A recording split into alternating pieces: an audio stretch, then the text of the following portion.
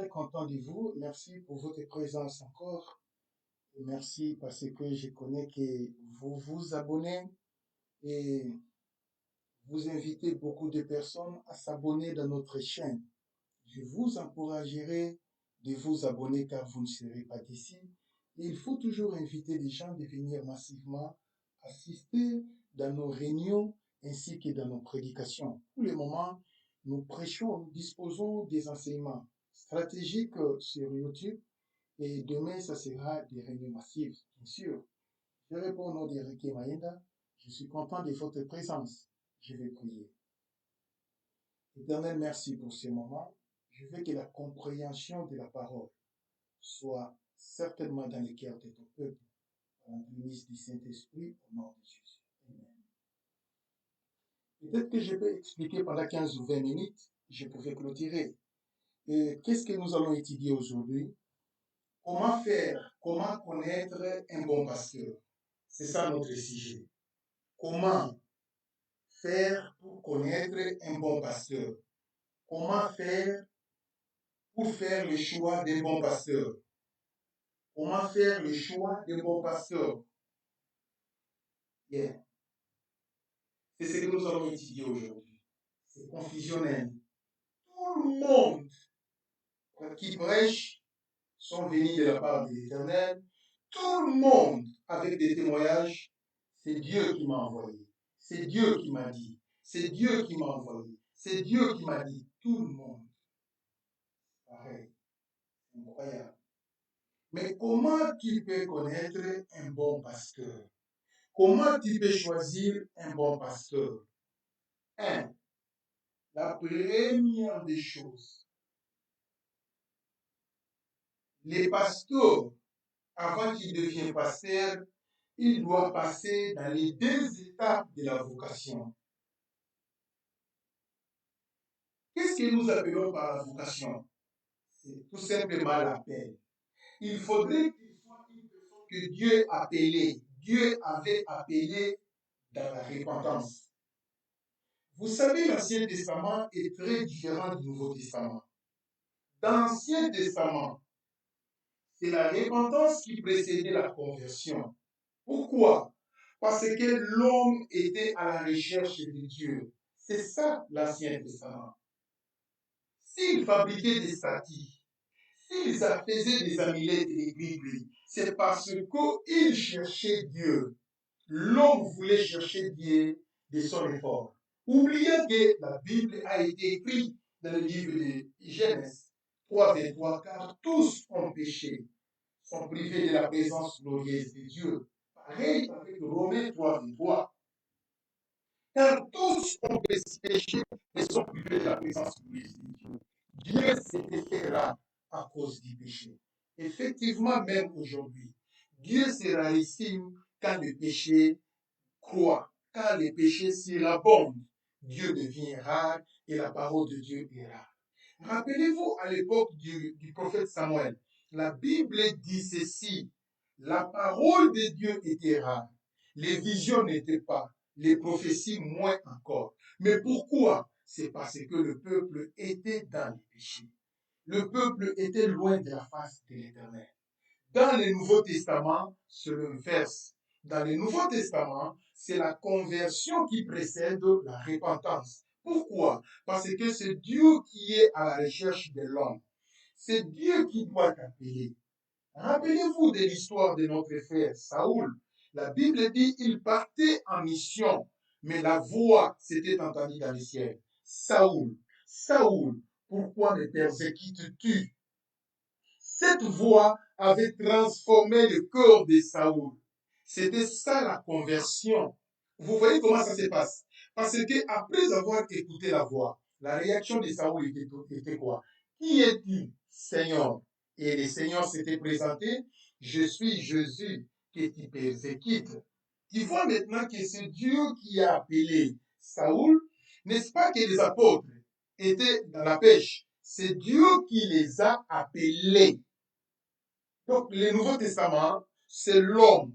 C'est Dieu à la recherche de l'homme. Quand Saoul s'était converti, la Bible dit ceci. Il a continué son chemin. selon la recommandation de l'Éternel. Et quand il a continué son chemin, la Bible dit qu'il a commencé maintenant le processus de la repentance selon les enseignements d'Ananias. Et quand il avait fini le processus de la repentance, c'est par là qu'il s'était enrôlé au service de la prédication en l'honneur de Jésus. La conversion se fait une seule fois. C'est un appel. Saoul, oui Seigneur, viens, je viens. Ça, c'est la conversion. Vous voyez comment ça se passe. La repentance, c'est un processus.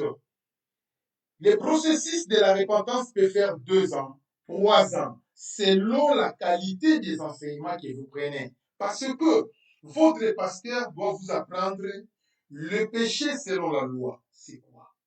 Votre pasteur doit vous apprendre le péché selon la pureté du cœur. C'est quoi? Votre pasteur doit vous apprendre le péché au degré de la sanctification. C'est quoi? Votre pasteur doit vous apprendre le péché au niveau de la sainteté. C'est quoi? Votre pasteur doit vous apprendre la différence qu'il y a entre les péchés des païens et les péchés des chrétiens. Il y a des péchés qu'un chrétien ne peut pas faire. Pour exemple, tu te retrouves dans un bar en train de danser et dans l'ivresse de la boisson alcoolique. Un enfant de Dieu ne peut pas faire ça. Ça, c'est pratiquement impossible. Vous voyez comment ça se passe. Mais par contre, on n'est pas des saints parce qu'on est des enfants de Dieu. Nous péchons, mais il y a des catégories de péchés qu'on ne peut pas faire. Voilà, on a vu un enfant de Dieu qui a coupé la tête d'une personne parce que c'est son ennemi. Pas jusque-là. Il ne peut pas faire ça. C'est absolument impossible. Une personne qui a fait la repentance et la conversion normalement, il ne peut pas faire ça. C'est absolument impossible. Vous voyez comment ça se passe. Mais quand quelqu'un fait ça, il était pasteur. Quand quelqu'un fait ça, il était chrétien. Quand quelqu'un fait ça, il était enfant de Dieu. Directement, vous allez comprendre qu'il avait fait la fausse conversion, soit il avait fait une conversion des règles. C'est de cette manière-là que ça se passe. Ce n'est pas le moment de vous parler sur la conversion. Mais cependant, je suis en train de vous donner les critériums qui vous aidera pour identifier les vrais serviteurs de Dieu. Comment faire le choix d'un bon pasteur? Le pasteur doit être un pasteur qui a eu la vocation de Dieu, c'est-à-dire qu'il a été appelé à la conversion comme on avait appelé Paul. On sous-entend que quand quelqu'un est appelé à la conversion, il va finir les étapes de la conversion et les étapes de la repentance. Après cela, il doit être un homme qui avait fait la deuxième vocation, être appelé au ministère. Maintenant, si c'est Dieu qui t'a appelé au ministère, c'est Dieu qui sera le catalyseur de ton ministère. Or, nous connaissons qu'il y a la majorité des gens qui prêchent au nom des pasteurs, au nom des apôtres, au nom des prophètes, au nom des docteurs. Ce n'est pas Dieu qui les a appelés, mais ils se sont programmés des pasteurs, des apôtres et des docteurs eux-mêmes. C'est pour cela que vous allez constater qu'il y a plein de sorciers dans les collèges pastoraux, prophétiques, ainsi de suite. Vous allez constater qu'il y a beaucoup plus de pasteurs malhonnêtes, des super menteurs, des super escrocs. Ils savent comment escroquer. Il est pasteur, mais il fait des business de drogue à l'église. Il est pasteur, mais il est dans les chekoulas. Il est en train de voler l'argent des gens dans des banques. Il est pasteur, mais il fait des business frauduleux. Ça, ce n'est pas normal. Vous êtes pasteur, votre femme est pasteur, mais c'est votre femme qui est la personne qui est mamali qui est dans une église. On ne fait pas de business mélangé dans l'église. Oui, un pasteur peut faire le business, mais qui ne peut pas se mêler dans l'église? Ça, c'est un monde à part. Mais quand vous faites les méli-mélo des business ainsi que la prédication au sein de l'église, en ce moment-là, c'est archi faux. Ce n'est pas Dieu qui vous appelle parce que Dieu ne peut pas vous autoriser de faire ça. Il y a des choses qui sont prohibées qu'on ne peut pas faire. Vous voyez, comment tu peux connaître un bon pasteur? Un bon pasteur, c'est celui qui a eu la vocation de Dieu. La première vocation, c'est être appelé à la conversion. Et vous allez voir en lui le fruit de la repentance. Ces 5 fruits que je vais citer, ça doit être apparent dans la vie de votre pasteur. La méditation quotidienne, la prière quotidienne, les jeûnes quotidiens, l'évangélisation quotidienne, la crainte de l'Éternel quotidienne. quotidiennement. C'est sa vie de tous les jours. Ça, on appelle ça le simple fruit de la repentance. Tout celui qui vient à la conversion, tout celui qui vient à la repentance, les 5 fruits sont apparents dans le monde entier, dans les continents d'Amérique, dans les continents d'Afrique, dans les continents d'Europe, dans les continents d'Asie, dans les continents d'Océanie. Tout cela qui s'est converti au nom de Jésus ont les 5 fruits. Tous les chrétiens ont le même comportement dans le monde entier. Tous les chrétiens ont les mêmes attitudes dans le monde entier. Ceux-là qui ont suivi les processus de la conversion et de la repentance légalement. C'est de cette manière-là que ça se passe. Maintenant, un pasteur qui a été appelé par Dieu, qui a fait la vocation d'être appelé par Dieu, vous allez voir en lui les 9 fruits du Saint-Esprit. Il n'y en a pas que 9. Il y a plusieurs fruits du Saint-Esprit que vous allez constater dans sa vie.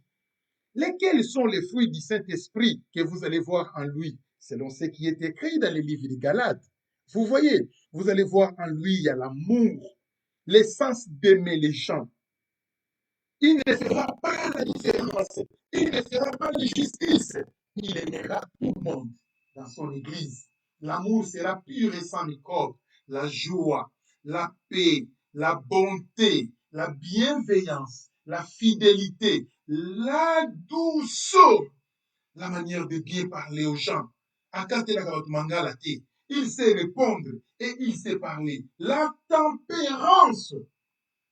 Vous voyez comment ça se passe? La maîtrise de soi. La Bible dit la loi n'est pas contre ces choses. Vous voyez comment ça se passe? Ça, c'est les fruits du Saint-Esprit que vous allez voir dans la vie de votre pasteur. C'est comme ça que ça se passe. Et après cela, vous verrez en lui ce qu'on appelle la sainteté. Donc, c'est-à-dire quoi? L'obéissance à l'Éternel. Il y a une différence entre la crainte de Dieu. La crainte, c'est les fruits de la repentance. Mais l'obéissance, c'est les fruits du Saint-Esprit. C'est le Saint-Esprit qui déclenche en nous l'obéissance à Dieu. Mais c'est la parole qui déclenche en nous la repentance.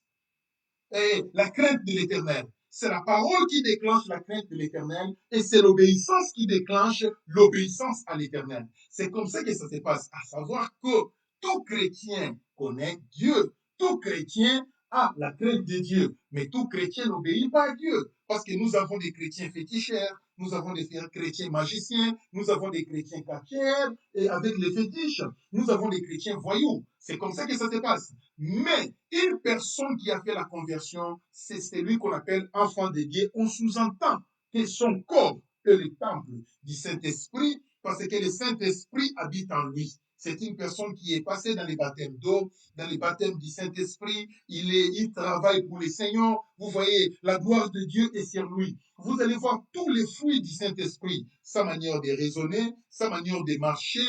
Vous allez voir qu'ici, c'est Dieu qui est là dans sa vie. C'est de cette manière-là que ça se passe. Vous voyez. Donc, si vous voulez connaître un bon pasteur, vous devez chercher le fruit de la repentance ainsi que le fruit du Saint-Esprit. Quand vous allez voir ça en lui, sachez qu'il a fait une bonne conversion. Maintenant, il faudrait que ce pasteur passe à la deuxième vocation qui est l'appel au ministère. Vous devez voir en lui les fruits d'un ministre. C'est-à-dire quoi? Dans l'Ancien Testament, ils étaient le ministre du sanctuaire.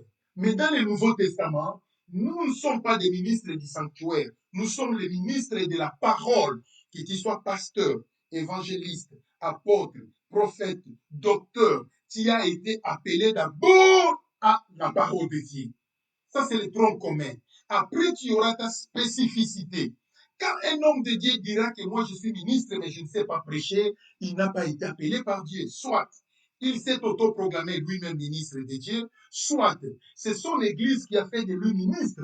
Mais quand on a fait de lui ministre, le pasteur avait commis l'erreur de consacrer une personne qui n'était pas appelée au ministère. Ce sont des gens, quand ils se lèveront devant le peuple de Dieu à l'église, ils ne savent pas prêcher. Ils babillent les thèmes. Ils donnent un autre thème, un autre développement, une autre introduction et une autre conclusion. Ils ne maîtrisent rien du tout. Et vous allez constater en lui, quand il les aime, il prêche bien, mais il ne dégage pas l'onction. Parce qu'il n'a pas été appelé au ministère. il n'a pas les dons ministériels. Où est-ce qu'il trouvera cette onction qu'il doit dégager? Nulle part. Vous voyez, c'est de cette manière-là que ça se passe. Et il n'a pas l'essence de la bergerie. Un pasteur, c'est-à-dire quoi? C'est un berger. Et c'est-à-dire, pasteur, ça c'est couramment. En français, nous disons pasteur. Mais l'essence originelle, ça signifie berger. Un berger, c'est celui qui est élevé. Il a les troupeaux. Il connaît que celui-ci est malade, celui-là a faim, celui-là n'est pas content. Qu'est-ce que je peux faire pour celui-là? Il doit avoir l'essence de discernement, le sens d'interprétation des comportements de son bétail. Mais un faux pasteur, il n'a pas ça. Lui ne prend pas soin de son peuple. Ce qui l'intéresse, c'est ses business et les offrandes, la gloire. C'est ça qui l'intéresse.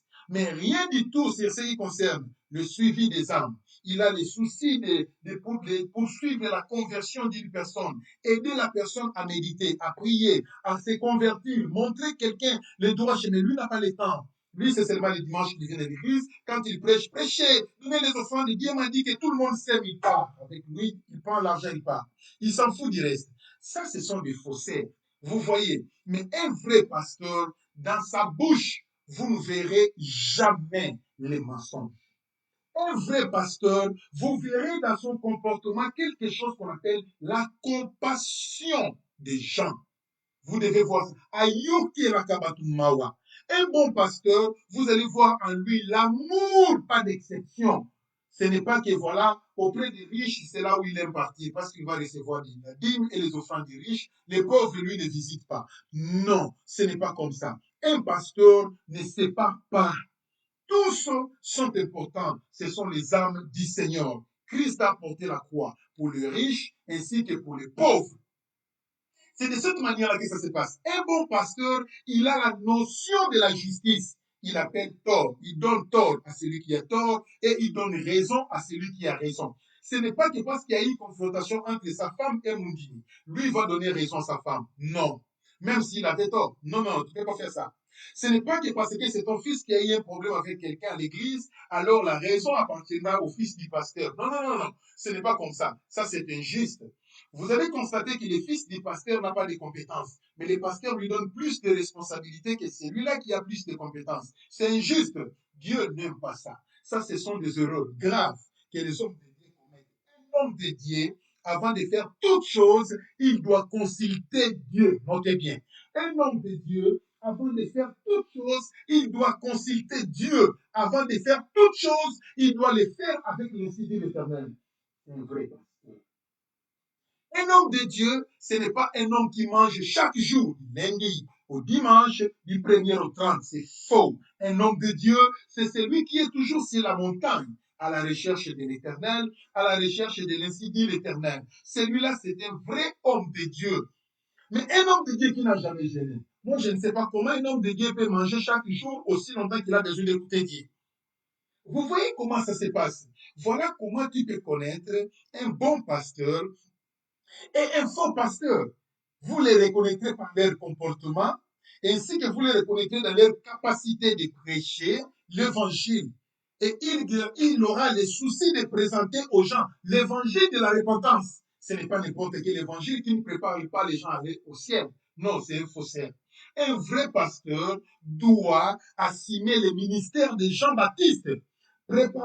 Jean-Baptiste préparait les gens à la rencontre de Jésus. Nous préparons les gens pour les jours de l'enlèvement. C'est ça. Quand les prédications d'un pasteur ne préparent pas les gens pour être enlevés, il est à côté de la plaque. Un pasteur qui ne prêche pas la repentance, la crainte de l'éternel, sachez-le qu'il est à côté. Il est absolument à côté. Un pasteur qui ne prêche pas les retours de Jésus, qui ne prêche pas la résurrection des morts, le millénium, la grande tribulation, le jugement dernier, la nouvelle Jérusalem, un pasteur qui ne prêche pas ça aux gens, il est à côté de la plaque. Un pasteur qui ne prêche pas sur l'obéissance, la crainte de l'éternel, la sanctification, la sainteté, s'il ne prêche pas ça, il est à côté de la plaque. C'est comme ça que ça se passe. Voilà comment vous pouvez connaître un bon pasteur. Est-ce que je peux lire l'unique verset que j'avais préparé? Matthieu chapitre 7, dans le verset 15 jusqu'au verset 21. Il est écrit: Gardez-vous des faux prophètes, gardez-vous des faux pasteurs, gardez-vous des faux docteurs, gardez-vous des faux évangélistes et gardez-vous des faux prophètes. Ils viennent à vous en vêtements de brebis, mais au-dedans, ce sont des loups ravisseurs. Vous les reconnaîtrez à leurs fruits. Cueille-t-on des raisins sur des épines? C'est impossible. Ou des figues sur les charbons? C'est impossible. Tout bon arbre porte de bons fruits, mais les mauvais arbres portent de mauvais fruits. Un bon arbre ne peut pas porter de mauvais fruits, ni un mauvais arbre ne peut pas porter de bons fruits. Tout arbre qui ne porte pas les bons fruits est coupé et jeté au feu. C'est donc par leurs fruits que vous les reconnaîtrez. La conclusion, c'est quoi? Ceux qui me disent Seigneur, Seigneur, parmi les pasteurs et les hommes de Dieu, n'entreront pas tous dans le royaume des cieux. Ici, c'est clair. Vous les reconnaîtrez par leur comportement. On ne peut pas cueillir les bons fruits dans un mauvais arbre. Ça n'existe pas. Ça n'existe pas. Pour connaître un vrai pasteur, regardez son langage, regardez son attitude, regardez son comportement. Ça, c'est un bon pasteur. C'est comme ça que ça se passe. Je vous ai parlé sur les fruits de la repentance et les fruits du Saint-Esprit. La capacité de prêcher l'évangile. Il respecte la liturgie. Ce n'est pas un homme qui interprète la Bible selon lui, non. Il respecte le principe d'herméneutique, les principes d'homilétique international. Vous voyez comment ça se passe? Ce n'est pas un pasteur qui viendra, Dieu m'a dit. Il vient avec des révélations banales.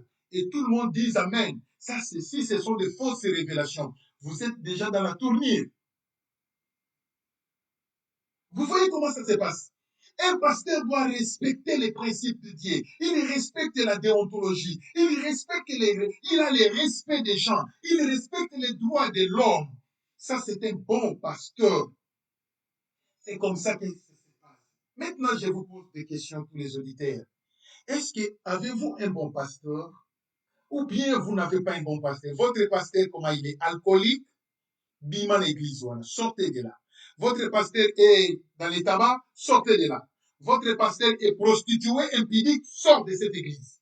C'est dangereux. Comment est votre pasteur? Il est cupide. Son problème, c'est la prédication de l'argent du premier au 30. Sort de cette église. Ça, c'est un peu faux pasteur. Comment est votre pasteur? Il est orgueilleux. C'est lui qui est au-dessus de tout le monde. Sort de cette église. Ce n'est pas un bon pasteur. Qui est votre pasteur au juste?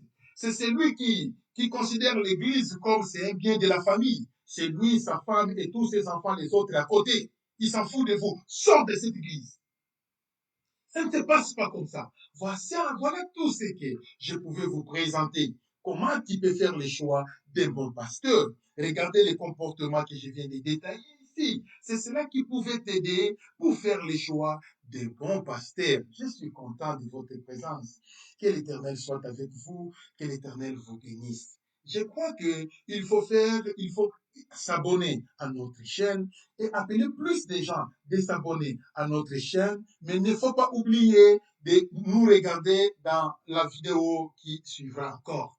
Parce que j'en avais parlé, comment connaître une bonne église, comment faire les choix d'une bonne église. Et aujourd'hui, nous avons étudié comment faire les choix des bons pasteurs. Demain, on va encore étudier comment faire les choix de quelque chose. Mais je ne donne pas les termes. Il faut seulement venir nous assister et tu comprendras l'essence de notre enseignement. Que l'Éternel vous bénisse.